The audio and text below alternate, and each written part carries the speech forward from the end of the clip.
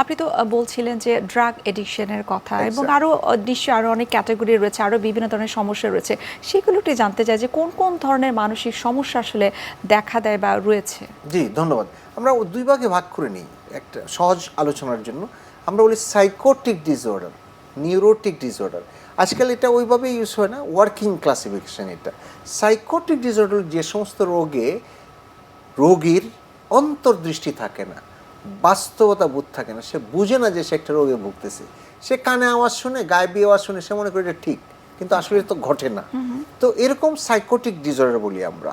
সে বুঝতে পারে না, যেমন সিজোফ্রেনিয়া, মেনিয়া, পোস্টপার্টাম সাইকোসিস, ডিলিউশনাল প্যারানয়েড যেটা আমরা বলি, সেগুলি ডিসঅর্ডার। এইগুলি সাধারণত সাইকোটিক ডিসঅর্ডার।